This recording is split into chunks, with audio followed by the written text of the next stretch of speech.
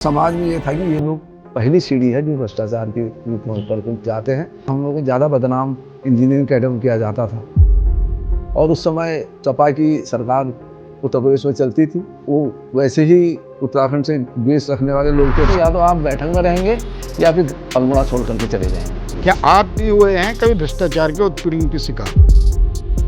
तो यहाँ इस बात कहते हुए मुझे बड़ा कष्ट हो रहा है कि जिस राज्य को प्राप्त करने के लिए हम लोगों ने अपना सर्वस्व निछावर किया कि स्थितियाँ जैसा चाहते थे वैसे नहीं हो रही। कुछ नहीं हो रहा है। गोल्डन कार्ड के नाम पर छलावा हो रहा है। आदमी डरा डरा घर से जाता है, उसको पता नहीं मैं घर सुरक्षित लौटूंगा नहीं लौटूंगा। यहाँ असल में हो क्या गया ना, राजनीति में पूर्णतया अर्थ का साम्राज्य है। अपनी तो आप पेंशन लेंगे साहब, और आप नए बच्चों को पेंशन नहीं देंगे, कितना बड़ा दुर्भाग्य है।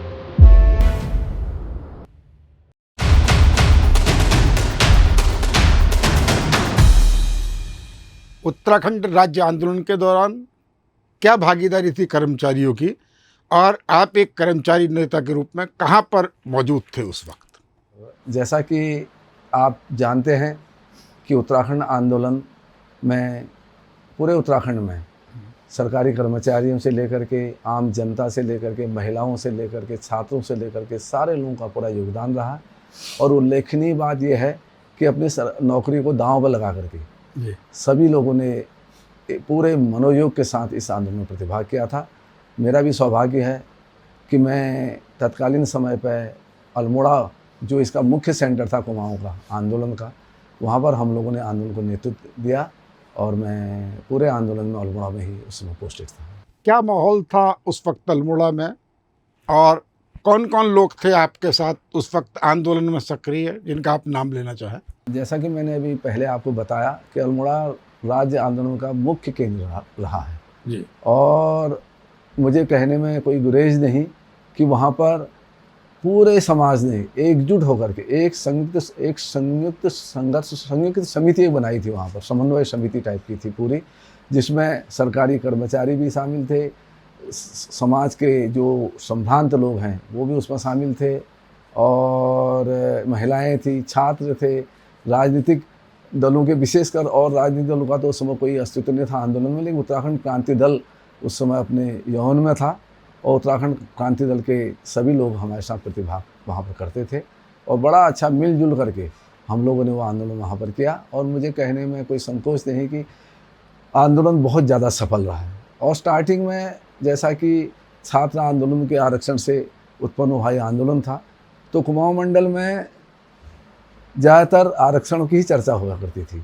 लेकिन 30 अगस्त को जो एक वहाँ पर आंदोलन हुआ तो ना एक बहुत बृहद सभा हुई वहाँ पर, जिसमें हज़ारों लोग उपस्थित थे वहाँ पर जी। तो मुझे भी सौभाग्य मिला था कि मैंने कुमाऊं मंडल की ओर से, मैं और एक हरीश कांडपाल जी थे, तत्कालीन हमारे फॉरेस्ट में सर्विस करते थे, अब बेचारों की डेथ हो गई है, तो और भी काफ़ी साथी हमारे यहाँ से गए थे वहाँ।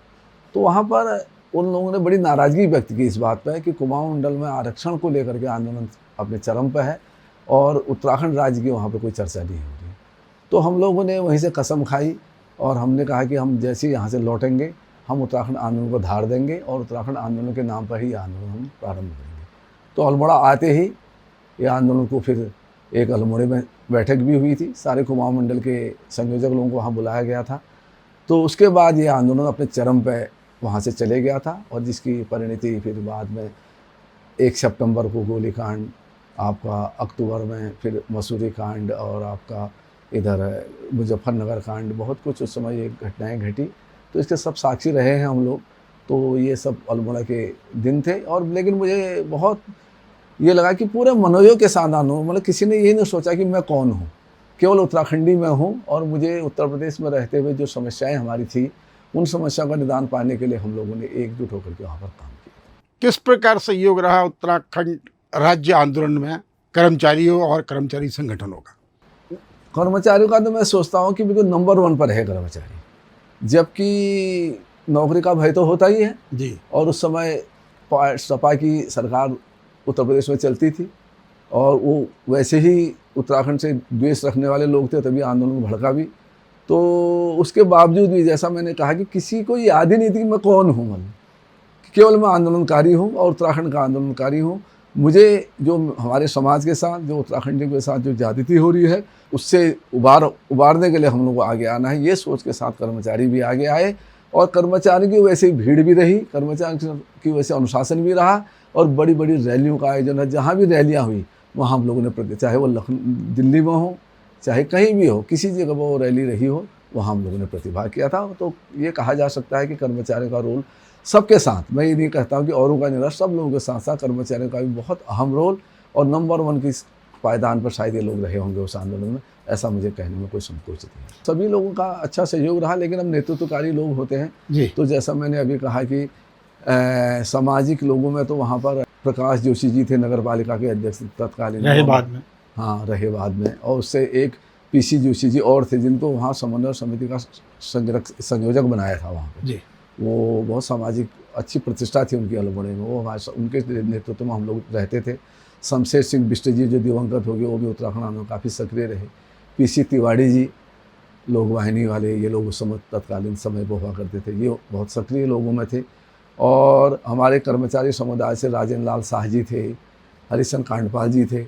हमारे डिप्लोमा इंजीनियर्स के तो खैर बिल्कुल पूर्ण, मैं कह सकता हूँ कि सारे कर्मचारी में भी डिप्लोमा इंजीनियर्स का रोल बहुत ही अहम रहा। उनको तो एक स्वर में जो कह दिया उनने सारे लोगों ने मिलकर के बिल्कुल लगातार लगे रहे।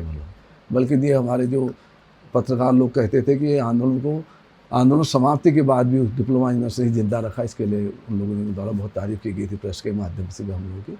तो नाम तो अनगिनत नाम है, काफ़ी लोगों के नाम है, लेकिन मैं गिरिराज भी समय समय में नैनीताल से आकर के उत्साहवर्धन करते थे। हमारे यूकेटी के विपिन त्रिपाठी जी, जो स्तंभ कह सकता हूँ मैं, जिनको उत्तराखंड राज्य का भी और यूकेटी का भी, वो भी समय समय पर अल्मोड़ा से ही उनका भी काफ़ी लगाव था। अल्मोड़ा में आकर के बिल्कुल पूर्ण मनोयोग के साथ वो हम लोगों के साथ काम करते थे।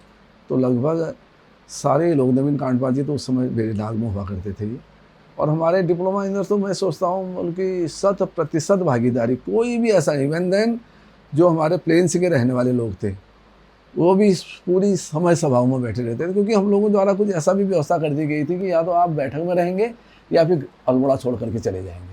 तो हमने तय कर लिया था कि अब जिस प्रदेश में रहते हुए हमने उनका विरोध कर दिया तो उस संगठन में रहने का हमारा कोई महत्व नहीं। तो तुरंत राज्य आंदोलन के दौरान ही समझिए 11 मार्च 95 को जी हम लोगों ने यहाँ पर उत्तराखंड डिप्लोमा इंजीनियर संगठन, तब अब जो महासंघ है, तब उत्तराखंड डिप्लोमा इंजीनियर संगठन के नाम से हम लोगों ने एक नई कार्यकारिणी अपने यहाँ गठित कर ली पूरे प्रदेश में, जिसका उत्तर प्रदेश से कोई नाता नहीं रहा। तो उसके बाद मैं यहाँ पर सीधे उसका फाउंडर महासचिव रहा, संस्थापक महासचिव के रूप में मैंने स्टार्ट किया था यहाँ पे 11 मार्च 95 को। तो उत्तर प्रदेश से फिर हमने अपना नाता तोड़ दिया, और उत्तर प्रदेश में रहते हुए जो समस्याएं हिल कैडर से संबंधित थी उसको लेकर के हम लोगों ने मुहिम छेड़ी। तो सभी लोगों का साथ हमें मिला।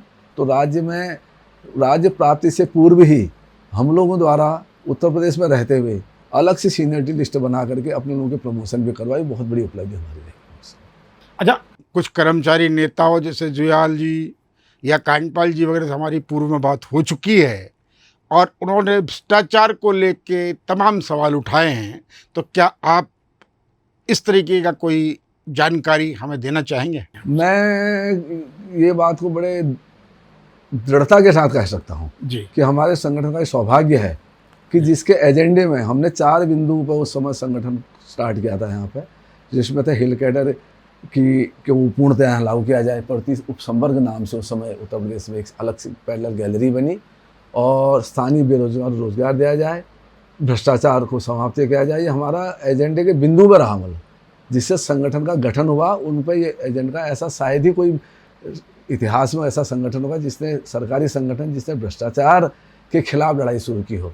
और कहने में कोई ये संकोच भी नहीं कि समाज में हम लोगों को ज़्यादा बदनाम इंजीनियरिंग कैडर को किया जाता था, किया जाता है अभी भी। समाज में ये था कि ये लोग पहली सीढ़ी है जो भ्रष्टाचार के रूप में ऊपर को जाते हैं।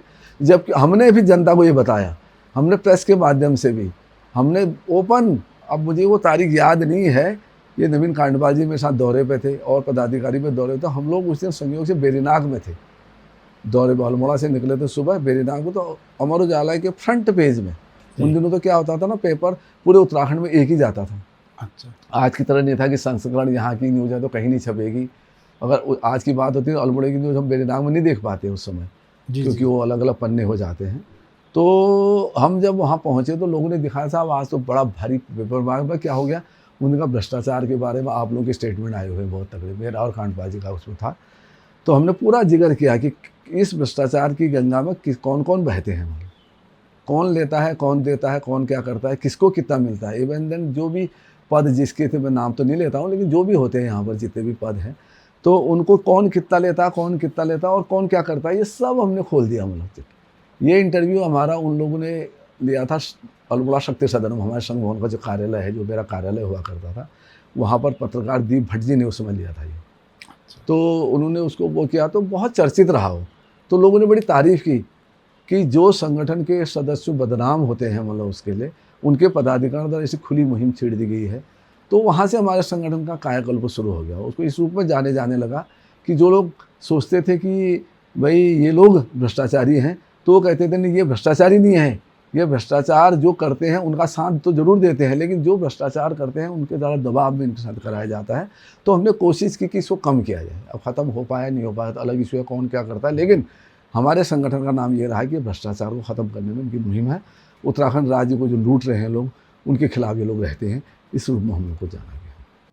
क्या आप भी हुए हैं कभी भ्रष्टाचार के उत्पीड़न के शिकार? मैं तो, मुझे बड़ा सौभाग्य प्राप्त है कि मैं, क्योंकि इससे जुड़ा ही नहीं कभी भ्रष्टाचार वाला हमारा, क्योंकि मैं हेड ऑफिस में रहा, हाँ, अधिकतर मैं पदाधिकारी रहा, पूरे सेवाकाल में पदाधिकारी रहा, बस पूरे सेवाकाल में। अच्छा। मैं अपने खड्डी सचिव से लेकर के सार्क जो हमारी कंट्री है, सार्क कंट्रीज़ का भी ऑनररी सेक्रेटरी रहा हूँ मैं। अच्छा। तो और ऑल इंडिया फेडरेशन का तो मैं 2003 से 2020 17 साल लगातार मैं वहाँ पर पदाधिकारी रहा। जब यहाँ से अध्यक्ष पद छोड़ने के बाद मैं ऑल इंडिया में चले गया था। ऑल इंडिया में जाने के बाद तो मैं, चूँकि उस दौर पर मैंने कभी ये नहीं सोचा कि मैं फील्ड में मैं गया नहीं, तो मैं अपने हेड ऑफिस में रहता था। तो वहाँ ऐसे काम भी नहीं होते थे, और होते भी थे तो मेरा उनसे कोई लिंक नहीं रहता था। तो कभी इस साइड में उत्पीड़न तो मेरा नहीं हुआ, लेकिन भ्रष्टाचार के खिलाफ अन्य लोगों के उसमें अन्य सदस्यों को ज़बरदस्ती परेशान करने की नीयत से एक बार एक चीफ इंजीनियर ने कुछ कोशिश की थी अल्मोड़े में। अच्छा। तो उसको हमने बहुत बुरी तरह, वहाँ पर उसने कोशिश की मेरी ACR पे जरा रेड एंट्री करने की। वो क्या घटनाक्रम था, थोड़ा विस्तार से बताएंगे? वो था उत्तराखंड आंदोलन के बारे में उन्होंने एक टिप्पणी कर दी थी मेरे, वो ACR, वो मेरे पास पन्ना है नहीं, अगर कभी होगा मैं आपको उपलब्धि करा दूंगा, उसका भी है मेरे पास रखा हुआ। तो उसमें लिख दिया गया कि आप इस पीरियड में, जो साल का लिखा जाता है, इससे 2000 CR में 2094 का ही जिक्र है उसमें, वही उसी साल का था वो। उसने लिख दिया कि आप इस पीरियड में डिप्लोमा इंजीनियर्स के महामंत्री रहे, और आपके द्वारा समय समय पर अधो हस्ताक्षरकारी को अपने सदस्यों के हित में मतलब एक किस्म से परेशान करने की कोशिश की। और यहाँ के दैनिक पेपर अमर उजाला, दैनिक जागरण के माध्यम से इसकी पुष्टि भी होती है कि आपके द्वारा केवल आंदोलन किया गया, कोई सरकारी काम नहीं किया गया, जबकि सभी कर रहे थे, हमने भी किया। और एक नेता के रूप में आपने आपको छवि को दिखाने का काम किया, और सदस्यों के हित में, मेरे लिए तो एक वो था, मतलब ऑनरियम दिया उन्होंने अपने सदस्यों के लिए। आप हमेशा आकर के किसी भी गलत काम को भी सही कराने के लिए आप दबाव मुझे बनाते थे। तो इस रूप में आप एक कर्मचारी के रूप में नहीं, बल्कि एक नेता के रूप में आपने अपनी छवि को और श्रेणी खराब ये करके उसने लिख दिया। उसके बाद मुझे सर्व हो गई हो वहीं पर आई, मैं समझ तो गया था कोई ना कोई बात है, क्योंकि हमने उनको भी काम नहीं करने दिया था ना। इसका कारण केवल ये था कि हमने किसी भी अधिकारी को भी वहाँ काम नहीं करने दिया, कोई हो, किसी लेवल का कोई भी, DM SP तक भी मतलब बन दें। तो उस स्टेज पे काफ़ी हाईलाइट हम लोग गए थे। तो हो सकता है इन लोगों का एक एसोसिएशन बनी थी, अधिकारी संघ करके उस समय, वहाँ पे ना उनके दबाव में उनने किया हुआ जो भी रहा, इतनी हिम्मत तो हो नहीं सकती थी। तो फिर हमने उनको भरपूर जवाब दिया, ज़बरदस्त, मतलब सारे कुमाऊं, जैसे ही लोगों को पता लगा, ये मैंने तो बताया नहीं, पता लग गया कहीं से, सारे लोग अल्मोड़ा इकट्ठे हो गए, मतलब डिप्लोमा इंजीनियर सैकड़ों, मतलब 400-500 लोग होंगे हमसे। वो आके उन्हें घार के माफ़ी वहाँ पता नहीं जो भी होना था सब हो गया। मुझे माफ़ी, अपनी कलम से माफ़ी मांगी है मैंने उत्तराखंड आंदोलन में। हमने कहा हमें और सरकारी नौकरी से तुम चाहो जो लिखो, उत्तराखंड आंदोलन पर टिप्पणी करने वाले को हम स्वीकार नहीं करेंगे। तो ये लिखित माफ़ीनामा भी उनके द्वारा मुझे दिया गया। बाकी ऐसे छोटे मोटे कारनामे तो समझ वो होते रहे, लेकिन व्यक्तिगत मुझ पर कोई आक्षेप कभी इसका नहीं लगा कहीं पर किसी रूप में। तो ऐसी कोशिश भी हमने नहीं की, ना किसी की इतनी हिम्मत थी किसी को उस करने की, क्योंकि ईमानदारी का ही विषय था। ईमानदारी के साथ काम करते थे, उत्तर प्रदेश में जाते थे, वहाँ के सेक्रेटरी से काम करा के लाते थे। इवन देन एक वाकया और आपको सुनाना चाहूँगा मैं। जी। यहाँ पर ट्रांसफर्स हो जाते, क्योंकि यहाँ पर उस समय लेवल 1 का ऑफिस था अल्मोड़ा, जो बाद में देहरादून चले गया था, पौड़ी चले गया था, लेकिन उस समय अल्मोड़ा था वो। तो वहाँ पर लेवल 1 का उत्तर प्रदेश के प्रमुख अभियंता के बाद का जो पद होता तो अल्मोड़ा में था। तो उसकी पावर ख़त्म कर दी इन लोगों द्वारा, क्योंकि ट्रांसफ़र यहीं से होते थे। ट्रांसफ़र में हम लोग, भ्रष्टाचार सबसे ज़्यादा ट्रांसफ़र में होता था। तो ट्रांसफ़रों के भ्रष्टाचार को हम लोगों ने रोकने की कोशिश की। तो हमने कोशिश की भाई हम बनाएंगे लिस्ट, जो ड्यू है, जो एक बिल्कुल ईमानदार लिस्ट बनेगी और आप भी उसको देख लेंगे, उसके बाद लिस्ट जारी हो जाएगी। ये होता था क्रम। उसी चीफ इंजीनियर की उसी साल की बात है वो, आंदोलन के दौरान की। तो उनके, क्योंकि उनका प्रमोशन हो गया था उत्तर प्रदेश में, प्रमुख था उनको, कौन क्या कर लेगा मेरा। तो उन्होंने उसमें उस लिस्ट को करके भाग गए यहाँ से। वो भागे, हम उनके पीछे पीछे चल दिए, अल्मोड़ा से, हल्द्वानी से हमारी टीम पूरे डिप्लोमा इंजीनियर्स की, जुयाल जी भी थे वहाँ, गढ़वाल से बिष्ट जी थे, ये लोग आगे वहाँ से।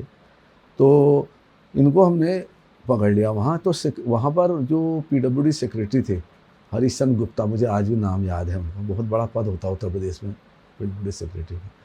तो उनने अपने कमरे पे बुलाया इनको भी और हमें भी। तो वहाँ भी बड़ी, मुझे कहने में बहुत ही खुशी हो रही कि उनके द्वारा जो हमारे तर्क सुने गए, इनकी भी बात सुनी।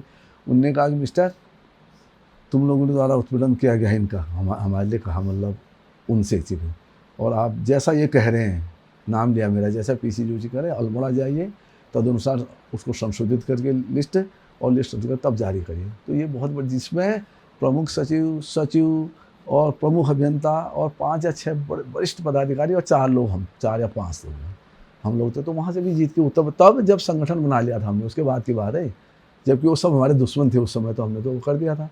तो ये मैं कह सकता हूँ कि जब आप सत्य की खोज में होते हैं, सत्य की बात करते हैं, तो ऊपर वाला भी हमारी मदद करता है। मुझे ये बात का भगवान का प्रति कृतज्ञ हूँ कि हमेशा इतने बड़े बड़े लड़ाइयाँ लड़ी हम लोगों ने, कभी भी किसी की हिम्मत नहीं की, किसी पर हाथ डालने की, किसी प्रकार की गलत उस पर हम लोगों को वो नहीं कर पाए। तो भगवान का भी मैं शुक्रगुजार हूँ। और उत्तराखंड राज्य भी बना, बड़ी खुशी है। और मुझे ये भी खुशी है कि जब उत्तराखंड राज्य बना नवंबर 2000 में, तो मैं उस समय उत्तराखंड डिप्लोमा इंजीनियर संघ का पहला अध्यक्ष यहाँ था, मैं ही था उस समय। अच्छा, राज्य बनने के बाद इन 25 वर्षों की बात करें तो क्या फ़र्क महसूस करते हैं आप 2000 से पहले का उत्तराखंड और 2000 के बाद का उत्तराखंड? यही मैं कहना चाह रहा था। ये बहुत अच्छा विषय पंजी आपने पूछा। हम इस बात, भले उत्तर प्रदेश के साथ रहते हुए हमारे विवाद हुए हों, हमारी भावना उनसे न मिल पाई हो, या कुछ अन्य जो भी कारण रहे हों, लेकिन मुझे कहने में कोई संकोच नहीं है कि उत्तर प्रदेश में अगर हम लोग फाइल को सचिवालय में पहुंचा देते थे, जब कोई भी काम हम करते थे, अगर सेक्रेटरी लेवल पर वार्ता हो जाती थी, तो ये मान करके हम आते थे कि हमारा काम हो गया। ये बिल्कुल गारंटी थी और हो भी जाता था। अच्छा। इतना बड़ा काम हमने कर दिया कि हिल कैडर लागू करा दिया अपनी संगठन में रहते हुए, तो बहुत बड़ी बात थी। मतलब उत्तर प्रदेश का सीनियरिटी का अगर 100 में नंबर पर कोई आदमी होगा और हमारा 10 में होगा, तो हमारा प्रमोशन उनका नहीं हुआ। क्योंकि हमने कहा कि हम विषम परिस्थिति में नौकरी करते हैं, इसलिए हमारी सेपरेट कर, इसका आदेश भी था, 82 में आदेश हो चुका था इसका, तब से लागू ही नहीं हो पाया था ये। तो हम लोगों ने इसे लागू किया। और सारे काम मिलने जुलने का बहुत बढ़िया तरीका, जैसे हम लोग जाते थे, हम लोग प्रमुख सचिव लेवल पे, और बल्कि एक वाकया मुझे याद आता है, सुमिता कांडपाल थी, सुमिता कांडपाल यहीं की थी, वो पहाड़ी, वो नहीं थी, उनके हस्बैंड थे पहाड़ के, वो बंगाल की थी कोई। तो उनके हम मिलने गए, तो उन्होंने कहा हमने हिल कैडर गए, तो उन्होंने कहा ये हिल कैडर क्या बोलता है आप, क्या एक प्रदेश में 2 बात कैसे चलेगा, ऐसा कुछ बोल रहे। तो उसको जो हमने ब्रीफ किया, वो संतुष्ट हो गई। मतलब उन्होंने कहा आप बिल्कुल जाइए, आपकी बात बिल्कुल सत्य है और इसको हम करेंगे। ऐसे PWD के सेक्रेटरी, ऐसे पेयजल निगम के सेक्रेटरी, सारे लोगों से, इवन देन हम लोगों ने तो काफ़ी लोगों से मुलाकात की कि वहाँ पर मंत्री लेवल पर भी, उस लेवल पर भी, बीजेपी की गवर्नमेंट बाद में आ गई थी वहाँ पर, कलराज मिश्र PWD मिनिस्टर थे, इन लोगों को भी हमने काफ़ी मतलब अपने पक्ष में करा लिया था। काम हो जाते थे, मतलब बहुत मेहनत करनी पड़ती थी, काम हो जाते। लेकिन यहाँ क्योंकि राज्य बनने के बाद भी बहुत लंबे समय तक यहाँ नेतृत्व किया, और नहीं भी किया तो हमारे साथी उन्होंने किया, तो हम उनके साथ ही रहे लगातार। तो यहाँ इस बात कहते हुए मुझे बड़ा कष्ट हो रहा है कि जिस राज्य को प्राप्त करने के लिए हम लोगों ने अपना सर्वस्व न्यौछावर किया, और यह मान करके किया कि आने वाले दिन बहुत सुनहरे होंगे, हमारे लोगों की समस्याओं का निदान होगा, जनता जिस समस्या को लेकर के सचिवालय पर जाएगी या अपनी हेड ऑफिस में देहरादून जाएगी, तो कुछ उसको मिलेगा, ये मान करके हम लोग चलते थे। लेकिन जैसा आप भी जानते हैं, हम भी जानते हैं कि स्थितियाँ जैसा चाहते थे वैसे नहीं बन पाई। आज इतने 26 साल राज्य बन के हो गए हैं, तो जो होना चाहिए था वो तो नहीं हो पाया। अब इसका क्या कारण रहा क्या नहीं रहा ये तो मैं बहुत ज़्यादा नहीं कह सकता हूँ, लेकिन मैं कम से कम व्यक्तिगत रूप से और संगठन के रूप में भी हम संतुष्ट नहीं हैं। अन्य कर्मचारी संगठन, यहाँ तो हम सारे कर्मचारी संगठनों के साथ भी जुड़े रहे बाहर तक भी, तो सभी की यही वो प्रॉब्लम थी। आंदोलन भी किए, आंदोलन के बाद भी आदेश मतलब यहाँ कहने का मतलब मुख्य सचिव से वार्ता हो जाती है, मुख्य सचिव से समझौते हो जाते हैं, लेकिन उसके बावजूद भी कागज़ बाहर नहीं आता। मतलब ये लगता है कि कहीं ना कहीं कोई बहुत बड़ा घालमेल है। तो इस बात का कष्ट है कि जो उम्मीद थी उस उम्मीद पर राज्य अभी तक तो खड़ा नहीं हुआ है। सबसे बड़ी आवश्यकता होती है स्वास्थ्य की, आदमी का स्वास्थ्य चाहिए, उसके स्वास्थ्य से संबंधित सुविधाएं मिलें, उसका सम्मान मिले, और जो भी प्रतिष्ठा उसको समाज में, जो गवर्नमेंट तो बार बार सीनियर सिटीजन की बहुत चर्चा करती है ना कि उनको हम सुविधाएं दे दी, ये दे दी, लेकिन यहाँ पर अभी गोल्डन कार्ड एक आपने सुना होगा जी, इंश्योरेंस, मतलब हम लोगों की जो व्यवस्थाएं आयुष्मान योजना के तहत दी है इन लोगों द्वारा, जी, कि दुर्भाग्य ये रहा कि आयुष्मान कार्ड जो पहले बनता था जिसमें 5 लाख तक की सुविधाएं थी, वो उनने ख़त्म करवा दिया। हाँ। कि आपको गोल्डन कार्ड की सुविधाएं दी जाएंगी, और गोल्डन कार्ड की पेंशन से पैसा भी काटा जाता है हाँ, प्रति व्यक्ति 300-400 जबकि ये बड़ा दुर्भाग्यपूर्ण है। जी। गवर्नमेंट सीनियर सिटीजन को सुविधा देने की बात जब करती है तो उसको पैसा तो लेना नहीं चाहिए। भाई आप हवाई भी लूट रहे हैं, उसके बाद चलो आपने पैसा भी ले लिया, कोई बात नहीं, तो पैसा लेने के बाद कम से कम सुविधाएं तो दीजिए। और आज सुविधाओं के नाम पर कुछ भी नहीं है हमारे इस राज्य में, गोल्डन कार्ड के नाम पर छलावा हो गया हमारा। इतने पैसे लोग, हमारे ही कैडर पर 1000 रुपये महीने का हम लोग के समय सबसे ज़्यादा हम लोग का कटता है यहाँ पर। तो सुबह किसी भी हॉस्पिटल में जाओ, गवर्नमेंट के जो पहले तो सारे हॉस्पिटल नहीं है इसमें आच्छादित, जो हैं भी अगर उनके पास जाते हैं उस हॉस्पिटल में, तो इस प्रकार से लोगों को बहका देता है। उन्होंने कहा ये हार्ट से संबंधित हमारे यहाँ नहीं है, सर्जरी हम नहीं करते हैं, कोई कुछ अगर जिसकी समस्या आपकी हो वो नहीं करते हैं। जबकि वही होना ही चाहिए था कि आपकी कोई भी समस्या हो, आप हॉस्पिटल के बाहर एक पूरी, हमने डिमांड भी की, CMO उसको साथ समय में वार्ताएँ की, DM के साथ वार्ताएँ की, शासन में वार्ताएँ की, मंत्री मिस्टर धन सिंह रावत जो इससे पहले स्वास्थ्य मंत्री थे, हमने रिटायर्ड फोरम का एक अधिवेशन कराया देहरा, उसके मुख्य अतिथि इनको बनाया। इनने आकर के कहा कि हम, मेरा घर तो आपके बगल में ही है, यमुना कॉलोनी में, हमारा ऑफिस भी वहीं पर है, जब आप चाहें आज चाय पियेंगे बैठेंगे। तो आज तक दोबारा, अब तो पद से भी चले गए हैं चिकित्सा मंत्री, लेकिन चाय पीने का मौका नहीं दे पाए। तो ये तो हमारी व्यवस्था, तो इस समय पेंशनर्स तो अपने आप को बहुत ठगा सा महसूस कर रहे हैं। हमारी जो भी बैठक यहाँ पर होती है पेंशनर्स के साथ, अभी कंबाइंड फोरम की एक बैठक हुई थी पिछले संडे को ही जस्ट, तो उसमें भी बड़ी नाराज़गी लोगों के बीच में थी। और हम कोशिश ही कर सकते हैं, बाकी तो क्या कर सकते हैं, लेकिन बड़ा दुर्भाग्य, लोगों में बड़ा आक्रोश है, लोगों में आक्रोश है कि सुविधाएं नहीं मिल पा रही हैं। जबकि राज्य बनने से पहले चाहे वो जिस रूप में मिलता था गोल्डन कार्ड की तो कोई बात, आयुष्मान कार्ड कम से कम था तो आदमी निश्चिंत था कि 5 लाख की तक की व्यवस्था तो हो जाएगी। अब होता क्या है, इलाज तो आपका, और बाद में जब इन्वेस्टमेंट की बात आती है तो आपका जितना पैसा लगा होता है वो कहते हैं एम्स के रेट में आपको मिलेगा, खर्च तो आपका, जबकि होना क्या चाहिए कि कैशलेस की बात करते हैं, और नाम से है कि अनलिमिटेड, जितना आपका खर्चा होगा कैशलेस आपका इलाज हो जाएगा। ये कुछ नहीं हो रहा है, गोल्डन कार्ड के नाम पर छलावा हो रहा है। और हमारी डिमांड है कि इनको गोल्डन कार्ड पूर्ण रूप से लागू करना चाहिए। और पैरेलल अभी उत्तर प्रदेश में रहे, अभी भी हमारे साथी वहाँ हमसे बातचीत होती रहती है, तो वहाँ पर बगैर कोई पैसा कटे कोई इनका किस्त नहीं कटती है। 5 लाख तक का इंश्योरेंस बिल्कुल उनका कैशलेस है उत्तर प्रदेश में। 25 लाख रुपए का कैशलेस इलाज है राजस्थान में, अन्य स्टेटों में भी आपके बहुत सी सुविधाएं दे दी गई हैं। तो ऐसी यहाँ भी इनको देनी चाहिए, लेकिन दे नहीं पा रहे। अपनी सुविधाओं के लिए इनकी कोई कमी नहीं है। भाई मंत्री जी हैं, विधायक जी हैं, अन्य जी हैं, जो भी हैं, उनको तो सारी सुविधाएं में उनको पता ही नहीं चलता हो कहीं पर। तो हम लोगों की कोशिश है कि जल्दी से इसमें कोई ना कोई हम अब संघर्ष के रास्ते पर भी जाएंगे। बीच में भी गए थे हम लोग, और एक पूरे राष्ट्रीय स्तर पर भी पेंशनर्स का 8वें वेतन आयोग के रेफरेंस में मैं आपको बताना चाहूँगा, शायद आपकी नॉलेज में है या नहीं है ये बात। 8वें वेतन आयोग का गठन कर दिया गया है जी। और उसमें इनके द्वारा एक चाल चली गई है कि 25 मार्च 2025 को भारत की संसद में एक प्रस्ताव पारित करा दिया गया है कि 1 जनवरी 2026 से पूर्व में रिटायर्ड जो लोग हैं उनके लिए 8वां वेतन आयोग अभी लागू नहीं होगा। वो व्यवस्था गवर्नमेंट अपने तरफ से करेगी। ये बड़ा दुर्भाग्यपूर्ण है, जबकि आज तक ये होता आया है कि जब सेवारत कर्मचारी और सेवानिवृत्त कर्मचारी के साथ एक साथ उनका आयोग का गठन हुआ, एक साथ व्यवस्थाएं आई, एक साथ रिजल्ट निकले और एक साथ सुविधाएं मिलने से हुई। तो एक लड़ाई हम पैरेलल और लड़ रहे हैं। तो अभी 25 मार्च 2026 को हम लोगों ने 1 साल इसके पूरे काला दिवस मनाया था अभी।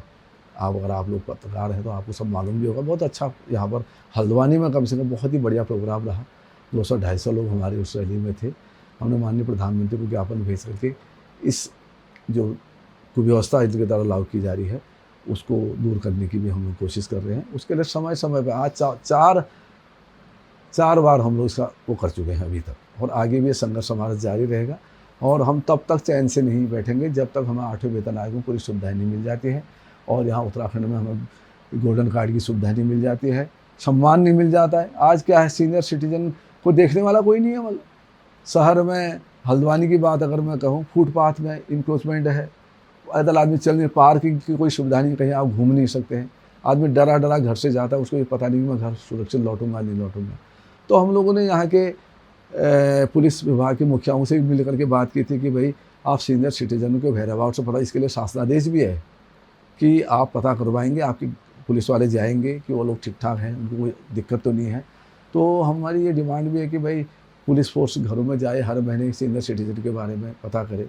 बैंक में है, दूसरी जगह है, सीनियर सिटीजन के लिए अलग से रो हो, उनके बैठने की व्यवस्था हो, ऑफिसों में जहाँ भी वो जाते हैं कहीं पर। तो सीनियर सिटीजन खाली गवर्नमेंट को अपने प्रचार प्रसार के लिए उसका यूज़ न करते हुए वास्तव में उनको सुविधा मिले, तब तो वो सीनियर सिटीजन है ना। वह सेवानिवृत्त कर्मचारी माने 60 साल से ऊपर हो गया तो सीनियर सिटीजन हो गया। तो ये सारी समस्याएं चल रही साहब। अभी तो समस्याओं का ही दौर है, कोई उपलब्धि तो मुझे लग नहीं रही है। अब देखिए चुनावी समय है, हो सकता है कुछ हो जाए, कोशिश हम लोग भी करेंगे। और आपसे भी अनुरोध है कि ऐसे अपने चैनलों के माध्यम से ध्यान आकृष्ट करने का कष्ट करेंगे। जैसा कि आपने बताया और हम सुनते आ रहे हैं कि उत्तराखंड राज्य आंदोलन हुआ आरक्षण के मुद्दे पर, और उत्तराखंड राज्य बनने के बाद 2004-05 में पेंशन बंद कर दी गई कर्मचारी नेताओं की। आप पेंशनर वर्ग के नेता हैं, और अगर हम वर्तमान दौर की बात करें तो 2020 के बाद सरकारी नौकरियां दुर्लभ होती जा रही हैं। ऐसे में आप आगे आने वाली पीढ़ी को क्या संदेश देना चाहेंगे? क्या मैं तो ये कह सकता हूँ कि उत्तराखंड राज्य की लड़ाई मूलतः इसलिए लड़ी गई थी कि हमें ज़्यादा रोज़गार मिलेगा, हमें ज़्यादा सुविधाएं मिलेंगी। हमारा जो उत्पीड़न आज तक हुआ है, जो सुविधाएं गवर्नमेंट द्वारा प्रदत्त होती हैं वो तो पहुंच नहीं पाती थी ग्रामीण से। अभी तो हम हल्द्वानी में बैठ करके बातचीत कर रहे हैं ना साहब। जब हम पहाड़ी क्षेत्रों में जाते हैं, जैसे मेरा घर है बागेश्वर के कपूर दूरस्थ क्षेत्र में रहता हूँ, जब हम कभी घर जाते हैं तो कैसी विपरीत परिस्थिति में वहाँ लोग जीते हैं, कैसी सारा पलायन हो रहा है, कुछ सुविधाएं उनके पास है नहीं है। जबकि लड़ाई केवल इसलिए लड़ी गई तो पलायन रुकेगा, रोज़गार मिलेगा। जो बात आपने कही कि रोज़गार की बात, क्यों नहीं हो सकता रोज़गार? सब कुछ हो सकता है, इच्छा शक्ति का अभाव है। और पहले भी, और हमारा पहाड़ी क्षेत्र तो हमारा राज्य विशेषकर मैं कह सकता हूँ, सभी पहाड़ी राज्य ही है ये तो हमेशा नौकरी पर ही जिंदा रहे लोग हैं। हमारे पास बहुत खेती भी नहीं है, हमारे पास कोई ऐसी सुविधाएं भी नहीं है कि जैसे प्लेन्स में तो लोग बाग वैसे खा ले, हमारे तो कुछ भी नहीं है। और हर घर में पहले फौजी लोग हुआ करते थे, वो सुविधा भी धीरे धीरे अग्निवीर के रूप में परिणत करके वो भी ख़त्म हो गई है। सरकारी नौकर पहले हमारी पीढ़ी में कम से कम जब से हम लोग आए हो संभाला, लगातार लोग नौकरी करते, हर घर में एक सरकारी नौकर होता था, उसकी बदौलत सारा घर चल जाता था। और आज बेरोजगारी का ये आलम है कि सरकारी नौकरी की तो आदमी सोच भी नहीं रहा, बेचारा परेशान हो गया। प्राइवेट नौकरी में भी रहेगा, सुरक्षित नहीं रहेगा, ये भी गारंटी नहीं है। तो ये तो बहुत दुर्भाग्यपूर्ण है। मैं तो कहता हूँ कि सरकार को बिल्कुल हर हालत पे उत्तराखंड, और ये हर समय याद, ये राजनेता भी और जितने भी लोग हैं, जब भी कहीं पर कोई श्रेय लेने की बात आती है, मैं हमेशा सुनते रहता हूँ ना, जगह जगह जाता हूँ, उनका उत्तराखंड राज्य आप लोगों ने लड़ा। महिलाओं की सभा में जाएंगे तो महिलाओं से, कर्मचारी की सभा में जाएंगे तो कर्मचारियों से, छात्रों की सभा में जाए तो उनको मिला क्या? मतलब उनको तो कुछ भी नहीं मिला। कितनी परेशान हैं, मतलब महिलाएं परेशान, जनता परेशान, आम आदमी परेशान, रिटायर्ड आदमी परेशान। अभी तो आपने कहा क्यों, मतलब आपने अपनी तो आप पेंशन लेंगे साहब, और आप नए बच्चों को पेंशन नहीं दें, कितना बड़ा दुर्भाग्य है। तो ये तो बहुत बड़ा पेंशन भी वापस होनी चाहिए। पुरानी पेंशन की लड़ाई लड़ रहे हैं हम लोग, का भी एजेंडे का बिंदु है। पेंशन क्यों नहीं मिली? या तो सबके साथ बराबर का न्याय हो, किसी को नहीं मिले, जब मिलती है तो सबके मिले। मुझे लग रहा है कि ये इसी साजिश के तहत अभी पेंशनर्स के साथ भी कोई साजिश कर सकते हैं, इसीलिए हम लोग सजग हैं। तो ये बड़ा अच्छा सवाल आपने किया कि रोज़गार का विषय तो उत्तराखंड में बहुत अहम होना चाहिए। और पता नहीं, एक बार बार मैं सुनते रहता हूँ इन लोगों को ये कहते हैं कि हमने 30,000 लोग 50,000 लोगों को पत्र बांट दे, कहाँ बांट दिए, मतलब कब कहाँ निकल रहे हैं हमें तो कभी कोई दिखता नहीं, कहाँ कहाँ ये नौकरियाँ मिलती हैं किसी को, किस चीज़ की काउंटिंग होती है ये मैं आज तक नहीं समझ पाया हूँ। एग्ज़ाम हो रहे हैं, पेपर लीक हो जाते हैं, उसके बाद दोबारा एग्ज़ाम होते ही नहीं हैं। किसी के एग्ज़ाम हुए, उसका रिजल्ट ही नहीं आया। कितने लोग से आए, हरिद्वार में एक ऐसा एग्ज़ाम हुआ है पॉलिटेक्निक के हेडों का था, किसका था नहीं जाने, एक कोई एग्ज़ाम हुआ था बच्चों का, तो उसका रिजल्ट सब कुछ हो गया है, केवल रिजल्ट बाहर नहीं आया हुआ, 1.5 साल हो गए। क्या व्यवस्था है हम अजीनस चैनाग में एग्जाम, उतना बड़ा पेपर लीक कांड हुआ, तब से अब हुआ नहीं। अभी एक पेपर होना था मई में, वो भी 14 जून कर दिया है अभी। तो ऐसी व्यवस्था में वास्तव में उत्तराखंड के लोग अपने को ठगा ठगा सा महसूस कर रहे हैं। इसमें सुधार किया जाना बहुत आवश्यक है और इसके लिए सभी लोगों को मिलजुल करके प्रयास करने चाहिए। हम तो जब ये अलग अलग हमारे पॉलिटिकल लोग आते हैं यहाँ से, समय समय पर आते रहते हैं, हमें भी याद करते हैं वो लोग, तो मैं उनसे ही विशेषकर जो तीसरी शक्ति के रूप में उभर रहे हैं, हम उनसे भी कहते हैं कि सब लोग एक हो जाओ भाई, एक होकर के आप लोग आओगे तो हो सकता है, क्योंकि उनके मन में जिनने उत्तराखंड की लड़ाई लड़ी है, कहीं ना कहीं उसके प्रति प्रेम तो होगा ही नहीं। अब ये राष्ट्रीय पार्टी ने तो लड़ाई लड़ी नहीं, सब जानते हैं इस बात को, तो इनको कहाँ इसके प्रति होगा। तो इस पर भी हमें आगे आना है, कोशिश कर रहे हैं कि हम लोग भी लोग हम साथ दे सकें, जहाँ तक संभव हो कोशिश करते भी हम लोग 2027 में किस रूप में लोगों के काम आ सकते हैं। सीधे राजनीतिक रूप में नहीं भी आ सकते हैं तो कौन सी पार्टी, कौन से लोग ऐसे हैं जिनको हम मदद करके आगे बढ़ा सकते हैं, ये हमारे एजेंडे का बिंदु है, होना भी चाहिए, है भी। मतलब अभी पिछली जो बैठक हुई थी, कुछ तो बड़े उत्साही लोग थे उसमें, वो कहते साहब कि सबको एकजुट करने का हम लोग बीड़ा उठाते हैं। मैंने कहा इतने तो दम हम पे भी इसलिए नहीं कि आर्थिक, यहाँ असल में हो क्या गया ना, राजनीति में पूर्णतया अर्थ का साम्राज्य है। बिल्कुल। अब इसमें जो एसोसिएशन चलाते हैं, मतलब विशेषकर, बाकी सबकी तो बात नहीं की जा सकती है, वो लोग लगभग ईमानदारी के साथ ही अपना जीवन जीते हैं। तो पैसा तो होने का कोई मतलब है नहीं, और जनता भी इस टाइप की है कि जहाँ से उनको लगेगा कि यहाँ से कुछ मिलेगा तो उन्हीं के साथ चले जाते हैं।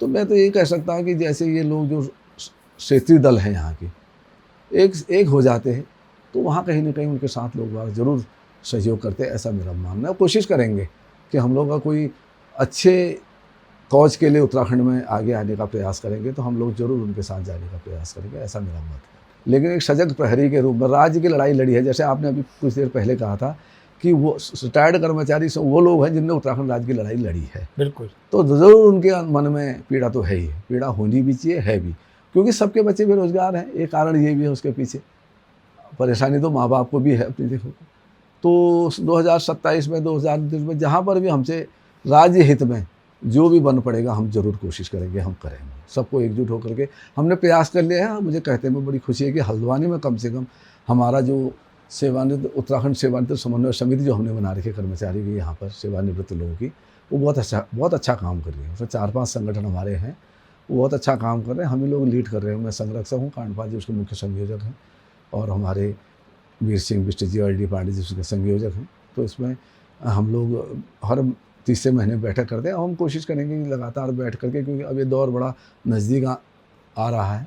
तो हमारा उद्देश्य सेवानिवृत्त लोगों का भला, तो जो भी होगा उनको तो पेंशन भी मिल रही है, मिलेगी कुछ ना कुछ, लेकिन हमारे समाज का भला हो, हमारे बच्चों को रोज़गार मिले, हमारे उत्तराखंड का विकास हो।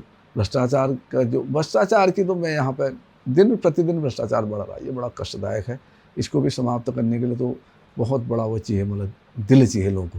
अब ये कौन करे, क्योंकि जिसको बुलाते हैं वही करने लग जाता है, ये प्रॉब्लम है सबसे बड़ी। तो यहाँ पर हमें थोड़ा सा सजग होने की आवश्यकता है। आप युवा पीढ़ी से क्या उम्मीद करते हैं? अब युवा पीढ़ी से तो हम बहुत कुछ उम्मीद करते थे, लेकिन युवा पीढ़ी खड़ी नहीं होता थी, वो तो राष्ट्रीय पार्टियों के मुँह पर ज़्यादा फंस रही है ना। लेकिन युवा पीढ़ी से यही उम्मीद करते हैं कि भाई अपने राज्य, अपने देश के हित में एक सजग होकर के काम करें, क्योंकि नौजवान पीढ़ी जिस ओर जाती है निश्चित रूप में परिवर्तन तो हो ही जाता है, लेकिन वो सब एकजुट होकर के अगर जाएंगे। अब इसके लिए सबसे बड़ा मंच होता है यूनिवर्सिटीज़, डिग्री कॉलेज जहाँ पर छात्र संघ होते हैं, जहाँ पर ये तो वास्तव में वहीं पर से ये पहुँच आती है। लेकिन अब आजकल आप भी देख रहे हैं, हम भी देख रहे हैं, स्थितियाँ किस ओर जा रही हैं। तो इनको लोग यूज़ करने लगे हैं असल में, राष्ट्रीय पार्टियाँ या ये राजनीतिक दल यूज़ न करें, लोग बाग अपने हित चिंतन, अपने रोजगार, अपने समाज के हित के रूप में अगर आगे आएंगे तो शायद हम सफल हो पाएंगे। ठीक है जोशी, धन्यवाद आपका, बहुत बहुत धन्यवाद सर, आपका बहुत बहुत धन्यवाद। वार्ता ऐसे रही। समय तो कोई नहीं, आप आए, बहुत अच्छा लगा। और उत्तराखंड राज्य के हित में जब भी हमारी कहीं पर आपको आवश्यकता होगी, हम आपके साथ हैं।